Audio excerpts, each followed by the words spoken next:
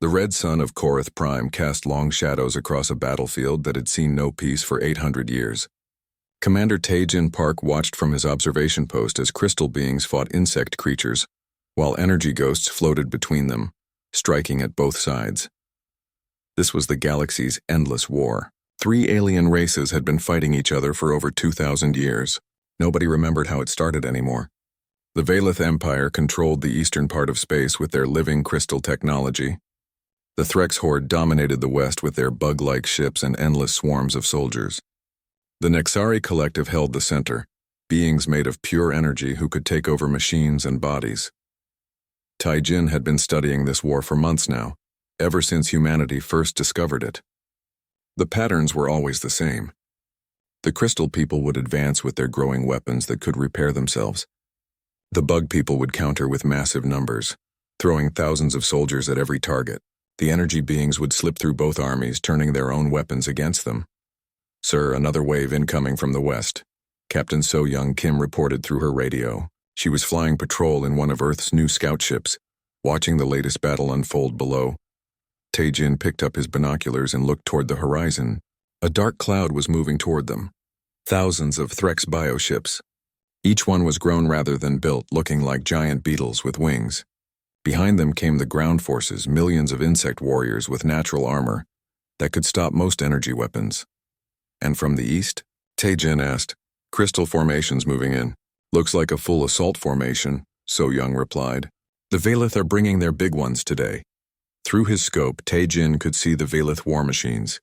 They looked like moving mountains made of blue crystal. But he knew each one was alive in its own way. The crystals could grow new weapons during battle, adapt to enemy attacks, and even merge together to form bigger machines. Some of the crystal warriors were as tall as buildings. Admiral Jin-Ho Lee's voice came over the command radio. "All units maintain observation distance. Do not engage. We're here to learn, not fight." Dr. Hee-Jin Choi was beside Tae-Jin, recording everything with her scanning equipment. She was Earth's best expert on alien life, and she found this war both fascinating and horrible. "Look at them," she said quietly. "They're so focused on destroying each other that they can't see any other options." The battle began as it always did. The Threx swarm hit the Valeth crystal formations like a wave hitting rocks. Millions of insect soldiers threw themselves at the crystal walls while bioships fired acid that could melt most materials. The crystals responded by growing spikes and barriers, their surfaces shifting to deflect the acid attacks. Then came the third player. The Nexari appeared as glowing clouds of light that flowed across the battlefield. They slipped into Threx bioships and turned them against their own forces. They possessed Valeth crystal warriors and made them attack their allies. The Nexari had no physical bodies to destroy, making them nearly impossible to fight directly. "It's like watching the same movie over and over," So-Young said from her ship. "They never try anything new." She was right. Tae-Jin had seen dozens of these battles now, and they followed the same patterns every time. The Valeth always tried to out-technology their enemies. The Threx always relied on having more soldiers. The Nexari always used their energy abilities to turn the other two sides against each other. None of them ever tried to talk. None of them ever changed their tactics. They just kept fighting the same way they had been fighting for 2,000 years. "Dr. Choi," Tae-Jin said, "why do you think they can't break this pattern?" The scientist adjusted her equipment and frowned. "I think they've been at war so long that they've forgotten there might be other ways to solve problems. Each race has become really good at one thing, but they can't learn from each other because they see each other as enemies that must be destroyed." The battle below was reaching its peak. Crystal spears pierced through bioship armor while acid melted crystal formations. Energy beings possessed warriors from both sides, creating chaos in the ranks. The ground was covered with the remains of countless soldiers, crystal fragments, insect shells, and burn marks where energy beings had been forced back into their containment devices. "Status report," Admiral Lee called. "Same as always," Tae-Jin replied. "Heavy losses on all sides. No clear winner. They'll probably fight until they run out of soldiers, then retreat to gather reinforcements." "How long until the next battle?" "Based on previous patterns, about 3 days. Just enough time for them to bring in fresh forces." Captain Kim's ship was circling high above the battlefield, staying well clear of the fighting. "I've got movement on long-range sensors. Looks like reinforcements coming for all 3 sides." Dr. Choi shook her head sadly. More soldiers to feed into the machine. This war has consumed entire civilizations. Whole planets have been turned into military factories. Their people have known nothing but war for generations. Taejin watched as the battle began to wind down. The Threks were pulling back their bioships, having lost too many to continue the assault. The Valith crystal formations were reforming their defensive lines. The Nixari were fading back into energy clouds, waiting for the next opportunity to strike. In 3 days, they would do this all over again. And 3 days after that. And 3 days after that. For 2,000 years, this cycle had continued across hundreds of worlds. Sir, So Young called. We're getting messages from Earth Command. They want a full report on our observations. Tell them we're learning, Admiral Lee replied. But mainly we're learning that these 3 races are stuck in a war that none of them can win. As the sun set on Korath Prime, the battlefield fell quiet except for the sound of scavenger machines collecting the dead and wounded. Tomorrow, engineers would repair the damaged equipment. The day after that, more soldiers would arrive. And on the 3rd day, they would fight again. Taejin packed up his observation equipment and prepared to return to the human base camp. Somewhere out there in the galaxy, humanity was still exploring and learning about their new neighbors. But here on the border worlds, there was only war. The eternal conflict continued as it had for 2 millennia with no end in sight. 3 great civilizations locked in a death spiral, unable to break free from the patterns that had defined them for so long. None of them knew that everything was about to change. Commander. Taejin Park arrived at the rescue coordinates 3 weeks after the Soul's Pride had sent its desperate message to Earth. His small fleet of 5 Earth Defense Force ships was designed for protection, not exploration. But the situation had changed dramatically since first contact. There she is, Captain So Young Kim reported from her fighter squadron. The Soul's Pride was still hidden on the dark side of the small moon. But her hull showed the scars of that first battle with the 3 alien races. Taejin's flagship, the destroyer Soul Guardian, moved carefully toward the damaged exploration vessel. The alien war was still raging in the space around them, but the human ships had learned to stay hidden and watch. Captain Kang, this is Commander Park, he transmitted to the Soul's Pride. We're here to get you out. Commander, thank God you're here, came Donghyun's reply. But I'm afraid the situation is more complicated than we first thought. We've been studying these aliens and we may have stumbled onto something important. Colonel Yoonji Lim was commanding the ground forces aboard Taejin's ship. She had brought a full company of soldiers, expecting to fight their way out of a war zone. Sir, what's the tactical situation? 3 alien races in a permanent state of war, Taejin replied. They've been fighting each other for thousands of years using the same strategies over and over.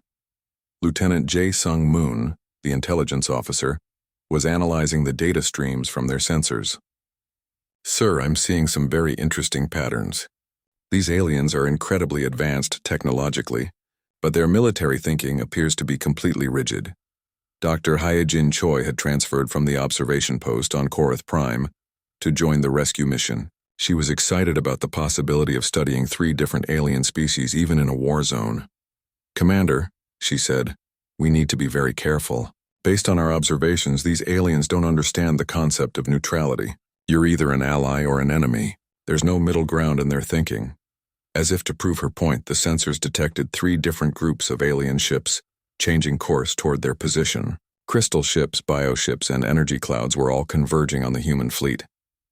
Here we go again, Captain Kim said from her fighter. Orders, sir?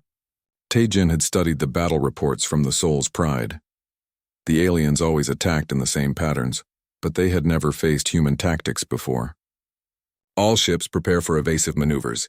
Kim, take your squadron and show them something they haven't seen before. Captain Kim smiled. She had trained for combat in the asteroid belts around Earth, where pirates used hit-and-run tactics to survive against larger ships. Roger that, sir. Squadron, follow my lead. The alien ships attacked in their usual formations. Crystal vessels formed a wall and advanced steadily, expecting to overwhelm the humans with superior firepower. Bioships launched swarms of fighters, planning to use their numbers' advantage. Energy beings tried to possess the human computer systems, but Captain Kim's fighters did something the aliens had never encountered.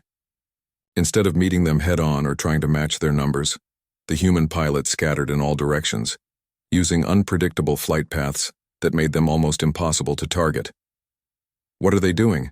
came a confused transmission from one of the alien commanders, picked up by Specialist Na Young Shin, the communications expert. "They don't understand," she reported to Tae-jin. "Our tactics don't match any of their combat databases." Kim's fighters struck fast and then disappeared, hitting the alien formations from unexpected angles. When the crystal ships tried to adapt their wall formation, the human pilots had already moved to attack from a completely different direction. "Sir," Lieutenant Moon observed, "the aliens are having trouble coordinating their response. They're so used to fighting predictable enemies that they don't know how to handle random tactics." The bioship swarms were struggling even more. They were designed to overwhelm enemies through sheer numbers, but the human fighters weren't staying in one place long enough to be overwhelmed. And the energy beings found that human computer systems were protected in ways they had never encountered. Specialist Shin had installed something called adaptive firewalls that changed their protection methods every few seconds. "We're not just fighting them differently," Dr. Choi realized. "We're making them fight differently too. Look at how they're breaking formation." She was right. For the first time in centuries, the three alien races were abandoning their standard tactics. Crystal ships were trying to move faster. Bioships were splitting into smaller groups.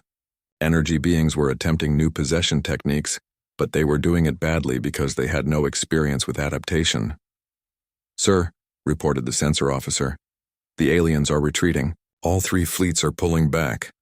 Tae-jin couldn't believe it. His small human fleet had just forced three vastly superior alien forces to retreat. How is that possible? "Because they're scared," Dr. Choi said with wonder in her voice. "For 2,000 years they've known exactly what to expect from their enemies. We just showed them something completely unpredictable, and they don't know how to handle it." Lieutenant Moon was studying the alien communications. "Sir, they're talking to each other. The three races are actually communicating for the first time in our records." "What are they saying?" Tae-jin asked. Specialist Shin worked with the translation programs. "They're trying to figure out what we are. The crystal beings think we're some kind of new warrior race. The bioships believe we're a hive mind that can coordinate perfectly. The energy beings are convinced we're artificial intelligences. None of them realize we're just thinking differently," Captain Kim said as her fighters returned to the carrier. Over the next few hours, as the human fleet helped repair the Soul's Pride, they continued to monitor alien communications. The three races were doing something unprecedented. They were sharing information about the humans trying to develop new tactics to counter the unpredictable threat. "This is incredible," Dr. Choi said. "We've accidentally forced them to start cooperating with each other for the first time in millennia." Colonel Lim had been quiet, but now she spoke up. "Sir, I think we have a bigger problem. If these three races decide to work together against us, we're going to be in serious trouble." Tae-jin nodded. "You're right. We need to get out of here and report back to Earth Command, but we also need to understand what we've started." As the human fleet prepared to leave, Lieutenant Moon made one final observation. "Sir, I've been analyzing their response patterns. The interesting thing is that they're not just adapting their tactics to fight us. They're starting to use some of our methods against each other." "What do you mean?" Tae-jin asked. "The crystal ships just used a hit-and-run attack against a bioship formation. That's not how they normally fight. We're not just changing how they fight us. We're changing how they fight, period." As the human ships jumped to faster-than-light speed, carrying the Soul's Pride safely away from the war zone, Tae-jin realized that humanity had just changed the galaxy forever. Three alien races that had been locked in the same patterns for 2,000 years were suddenly being forced to think in new ways. The question was whether that change would lead to peace or to an even more dangerous war. Either way, there was no going back now. Humanity had entered the galactic stage and nothing would ever be the same. The eternal conflict was about to become something entirely different. Captain Dong-hyun Kang was having his morning coffee when the alarm started screaming throughout the exploration ship Soul's Pride. The coffee cup shattered on the floor as the ship shook violently, throwing him against the wall of his quarters. "Bridge to Captain," came the urgent voice of his first officer. "We've got a big problem, sir."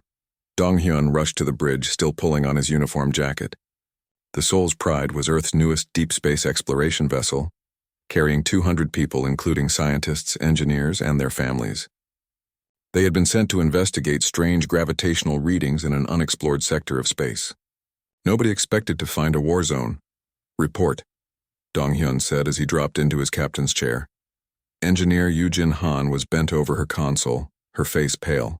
Sir, we've dropped out of faster-than-light travel right in the middle of some kind of massive space battle. There are 3 different types of ships out there, and they're all shooting at each other. The main screen showed the chaos outside. Dong-hyun had never seen anything like it. Ships that looked like they were made of living crystal were fighting against vessels that appeared to be grown rather than built, like giant insects. Between them, clouds of energy were moving from ship to ship, causing explosions wherever they touched. How many ships? He asked. Over 3,000 in this area alone, reported the sensor officer. And sir, they've all noticed us. Diplomat Min Seo-yoon hurried onto the bridge. She was Earth's specialist in first contact protocols, trained to handle meetings with alien races. But nobody had prepared her for this.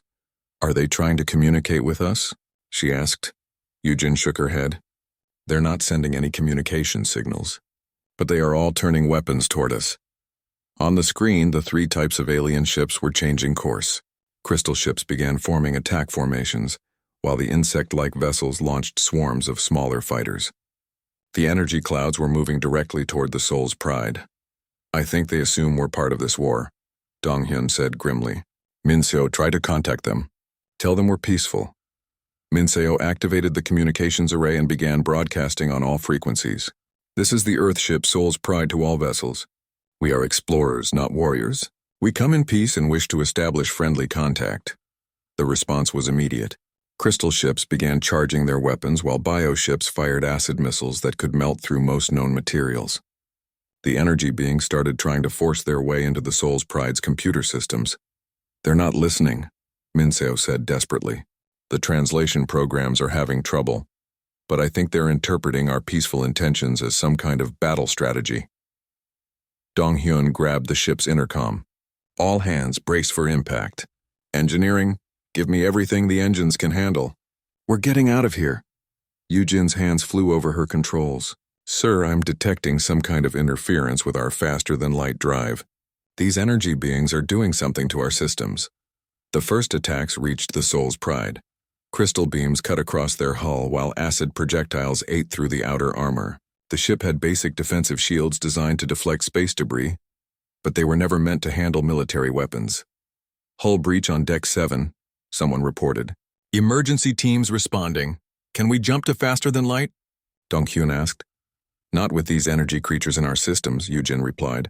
They're treating our computer network like it's some kind of hostile takeover attempt. Min-seo was still trying to communicate. I'm broadcasting mathematical sequences, universal constants, anything that might show we're not hostile.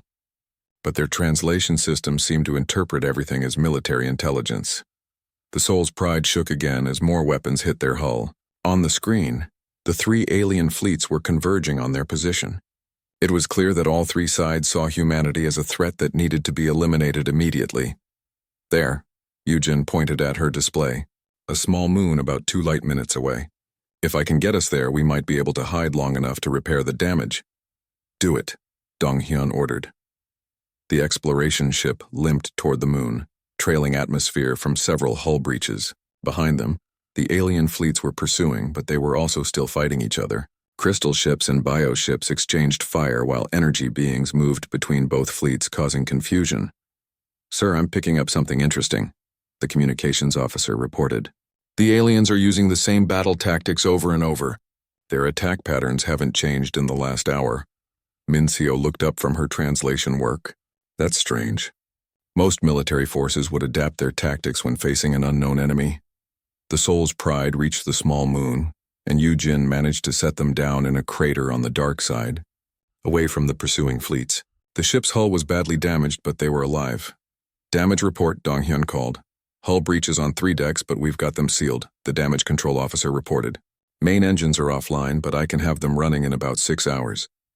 The bigger problem is our faster-than-light drive. Those energy beings did something to our quantum processors. Yoo-jin was already working on the problem. I can fix it, but I need time to study what they did to our systems. The interesting thing is their energy manipulation is incredibly sophisticated, but it follows very rigid patterns. Over the next few hours, As repair teams worked to fix the ship, the crew studied their attackers. The three alien fleets had resumed fighting each other, apparently forgetting about the human ship once it disappeared behind the moon. "I've been analyzing their battle recordings," Mincio reported to the senior officers. "Each race fights exactly the same way every time. The crystal beings always try to out-technology their enemies. The insect creatures always rely on numbers. The energy beings always use possession and confusion tactics. What's strange," Yujin added, "is that none of them ever try to combine these approaches. They have incredible technologies, but they only use them in very specific ways." Dr. Choi's voice came over the radio from the observation deck. "I've been studying the energy signatures from their weapons. These technologies are incredibly advanced, but they show signs of being unchanged for centuries, possibly longer." Donghyun nodded slowly. "So we stumbled into a war between three races that have been fighting the same way for so long they can't imagine doing anything different. And they assumed we were part of it," Mincio said. "When I tried to explain that we were explorers, their translation systems interpreted words like exploration and discovery as conquest and territorial expansion. Because that's all they know," Yujin realized. "They've been at war for so long that they can't understand concepts like peaceful exploration or scientific curiosity." The repair work continued through the night. Yujin managed to clear the alien interference from their computer systems, but she kept copies of the energy patterns the aliens had used. "These patterns could be useful," she told Donghyun. "If we understand how they think, we might be able to communicate with them properly." As the Soul's Pride prepared to leave the moon and attempt to escape the war zone, Donghyun looked at the battle still raging in space above them. Three great civilizations were destroying each other because they had forgotten there might be other ways to solve problems. "Send a message to Earth Command," he ordered. "Tell them we've made contact with alien life. 3 different species all at war with each other, and tell them we're going to need help." The Soul's Pride lifted off from the moon, its engines repaired, but its crew forever changed. They had come looking for new worlds and new knowledge. Instead, they had found a galaxy at war with itself. But they had also learned something important. These aliens weren't evil or naturally violent. They were trapped in patterns of thinking that no longer served them. Perhaps with time and patience, those patterns could be changed. The question was whether humanity would have the chance to try. Admiral Jin-Ho Lee stood in the command center of Earth's newest military station, watching holographic displays that showed the changing patterns of the Galactic War.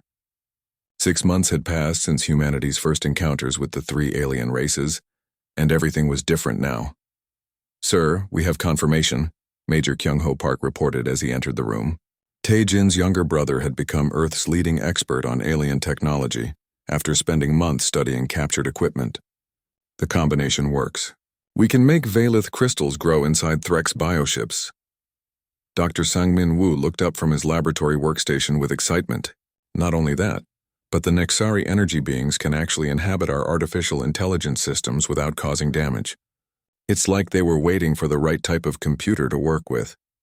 This was the foundation of Admiral Lee's new strategy, which Earth Command had named Doctrine Terra.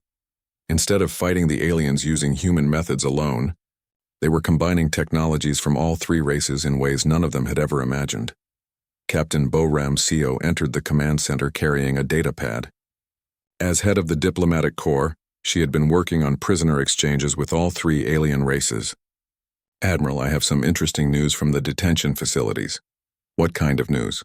Admiral Lee asked. "Individual aliens, when separated from their military hierarchies, are actually quite cooperative. I've been conducting interviews, and many of them expressed doubts about the eternal war. They fight because it's all they've ever known, not because they hate their enemies." This was perhaps the most surprising discovery of all. The 3 alien races weren't naturally violent.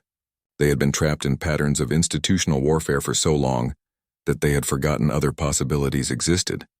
"Sir," Commander Tae-Jin Park's voice came over the communication system from his flagship. "We're ready to test the new hybrid weapons at the Zirion Nebula." Admiral Lee nodded. The Zirion Nebula was the site of humanity's most ambitious military operation yet. For 400 years, a massive Threx hive ship had dominated that region of space, serving as a mobile base for their fleets. It was considered impregnable by conventional weapons.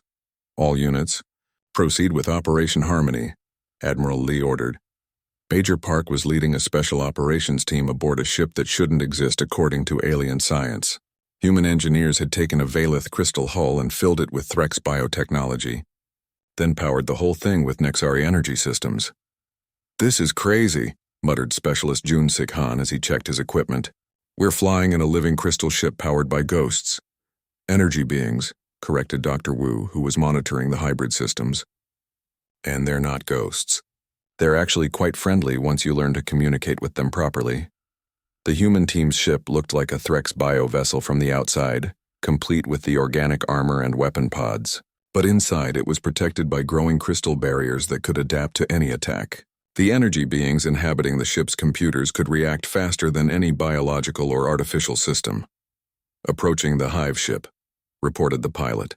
"It's bigger than our intelligence suggested. This thing is the size of a small moon." Major Park studied the tactical display. The Threx hive ship had been the cornerstone of their fleet for centuries. It served as a factory, barracks, and command center all in one massive organism. Destroying it would cripple Threx operations in this entire sector.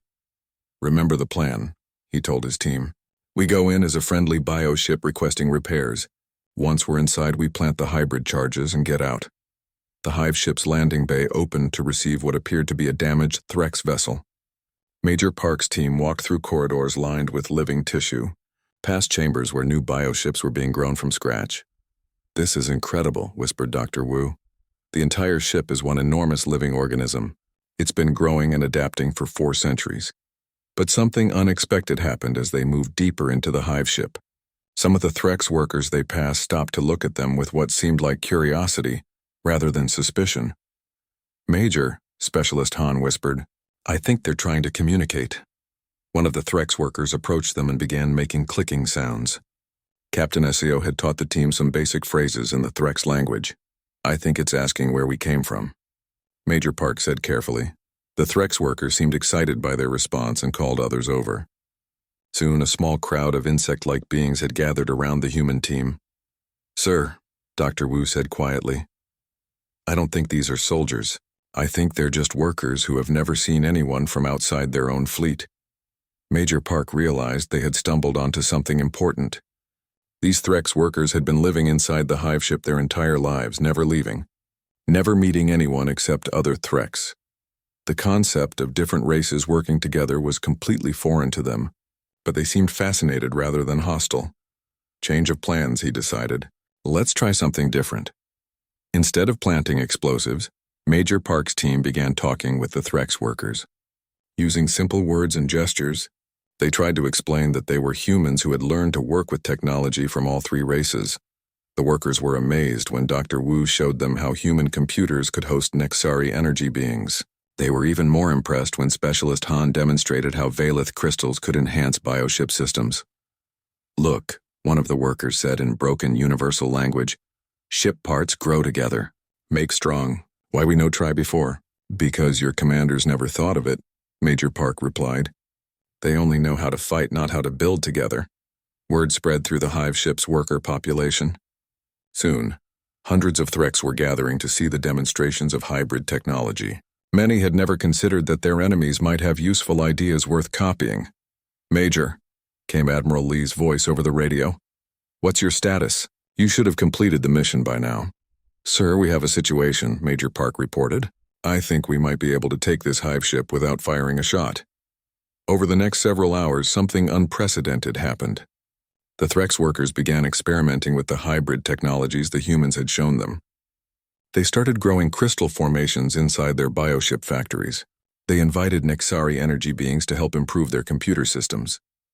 The hive ship's military commanders were initially angry about these unauthorized experiments, but the results were impossible to ignore. Ships produced with hybrid technology were stronger, faster, and more adaptable than anything the Threx had built before. "Sir," Captain Seo reported from the prisoner exchange facility, "we're getting reports from across the war zone. Threx ships are starting to use Valith crystal technology. Valith forces are experimenting with bioship designs. Even the Nexari are trying new approaches." Admiral Lee smiled. "Doctrine Terra is working even better than we hoped. We're not just changing how they fight us. We're changing how they think about everything." Dr. Wu was practically glowing with excitement. Admiral, the implications are incredible. These races have technologies that complement each other perfectly, but they've been too busy fighting to notice. What we're doing isn't just military strategy, it's showing them possibilities they never imagined. On the strategic display, Admiral Lee could see the effects spreading across the galaxy. Battles that had been stalemates for decades were suddenly producing clear winners as one side or another adopted hybrid technologies. More importantly, the battles were becoming shorter and less destructive. "Sir," Major Park reported from the captured hive ship, "the Threx commanders here want to negotiate. They're willing to discuss a ceasefire in exchange for access to hybrid technologies." "Tell them we'll consider it," Admiral Lee replied. "But first they need to prove they can work with their former enemies." The Zerion Nebula operation had succeeded beyond all expectations. Instead of destroying the Threx hive ship, humanity had converted it into a symbol of cooperation. Threx, Valeth, and Nexari were working together inside its living walls, creating technologies that none of them could have developed alone.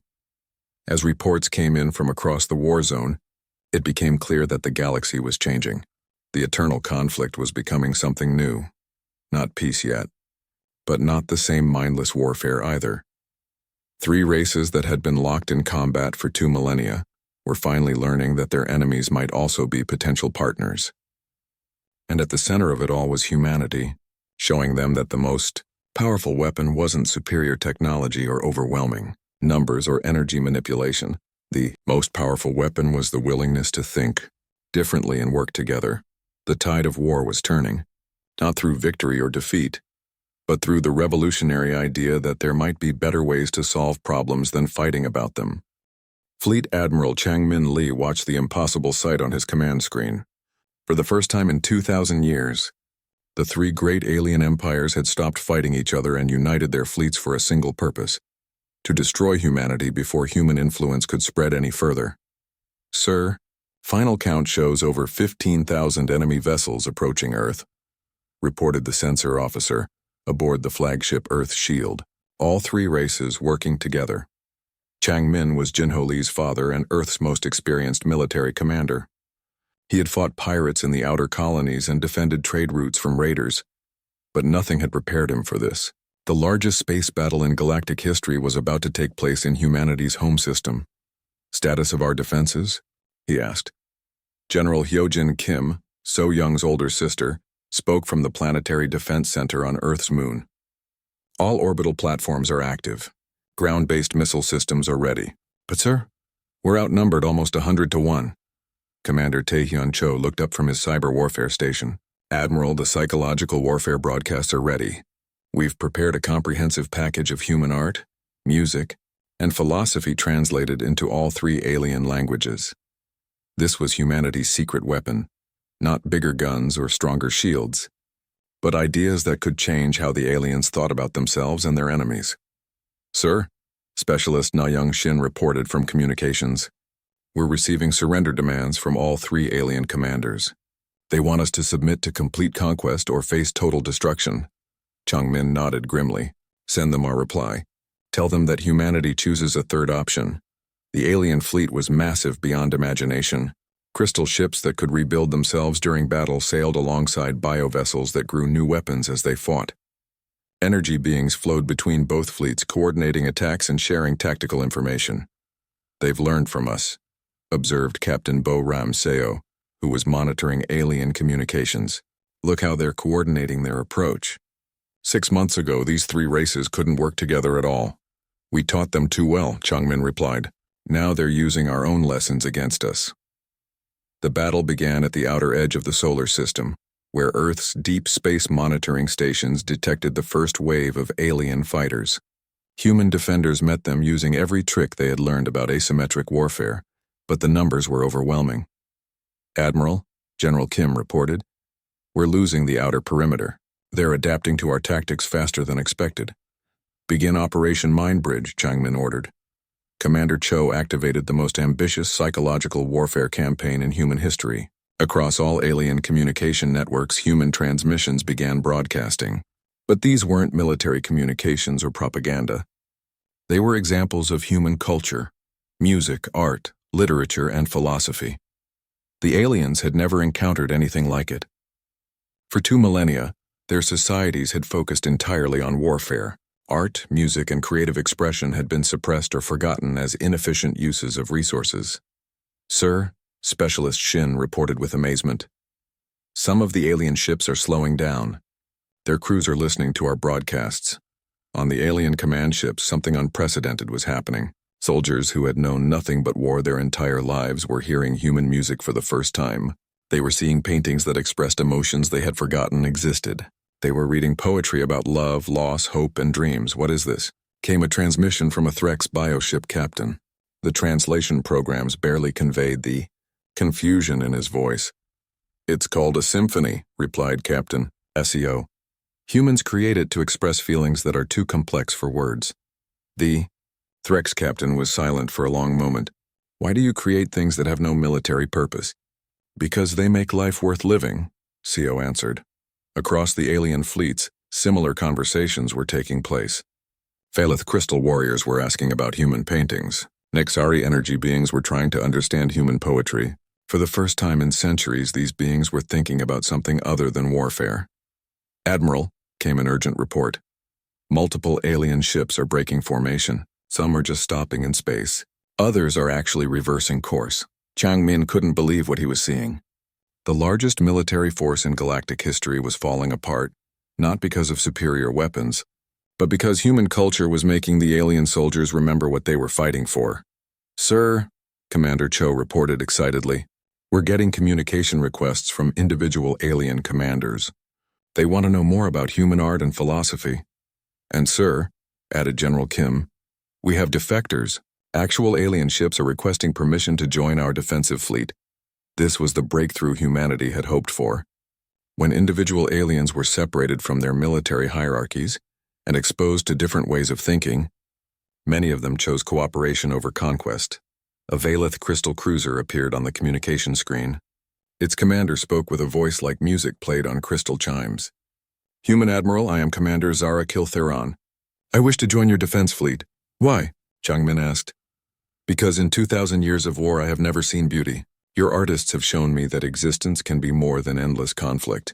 I will not destroy beings who can create such wonders." Similar messages came from Threx bioships and Nexari energy fleets. Thousands of alien soldiers were laying down their weapons and requesting asylum. They wanted to learn about human music, art, and philosophy. They wanted to experience cultures that valued creation over destruction, but not all the aliens were swayed. The hardcore military commanders from all 3 races were determined to eliminate the human threat before it could spread further. "Admiral," the sensor officer reported, "about half the alien fleet is still advancing. The other half has either defected or stopped fighting."